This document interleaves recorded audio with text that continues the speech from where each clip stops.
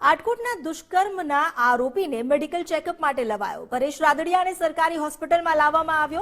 આરોપી પરેશ રાદડિયાને કોર્ટમાં રજૂ કરાશે। પોલીસે આરોપીના રિમાન્ડની માંગ કરશે અને કન્યા છાત્રાલયની પૂર્વ વિદ્યાર્થીનીએ તેની સામે ફરિયાદ નોંધાવી છે। આ ફરિયાદ અંતર્ગત તેને કોર્ટમાં રજૂ કરાશે। મધુ ટાઢાણી અને પરેશ રાદડિયા વિરુદ્ધ દુષ્કર્મની ફરિયાદ નોંધાઈ છે।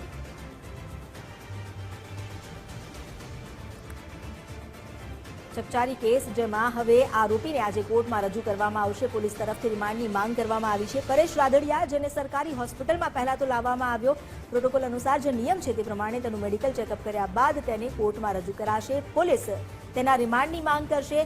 જે પહેલા વિદ્યાર્થીનીએ જેટલા આરોપીઓની સામે ફરિયાદ નોંધાવી હતી, મધુ ટાઢાણી અને પરેશ રાદડિયાની સામે દુષ્કર્મની ફરિયાદ કરવામાં આવી, જેના અંતર્ગત પરેશ રાદડિયાને પકડી લેવામાં આવ્યો છે।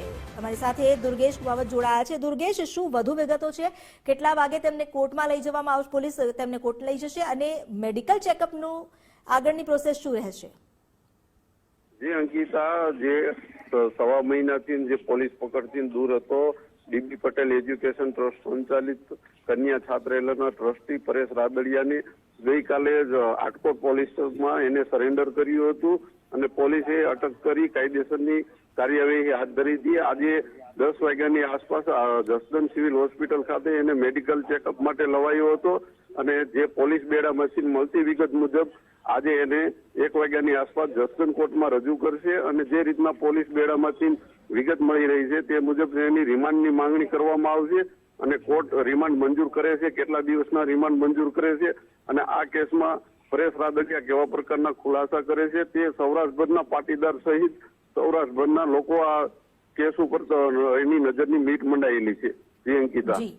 દુર્ગેશ, આભાર આપનું જાણકારી આપવા માટે। તો આજે લગભગ 1 વાગ્યા આસપાસ પરેશ રાદડિયાને રજૂ કરાશે કોર્ટમાં। તેના રિમાન્ડની માંગ તો થઈ શકે છે, સાથે જો રિમાન્ડ મળે છે અને જેટલા દિવસના રિમાન્ડ મળે છે ત્યારબાદ પૂછપરછમાં નવા ખુલાસા થાય તો પણ નવાઈ નહીં। આરોપી પરેશ રાદડિયાને આજે કોર્ટમાં રજૂ કરાશે। 10 વાગે તેમને મેડિકલ ચેકઅપ માટે લઈ જવામાં આવ્યા હતા। હવે ત્યારબાદ બપોરે 1 વાગે આરોપી પરેશ રાદડિયા જેને કોર્ટમાં રજૂ કરાશે।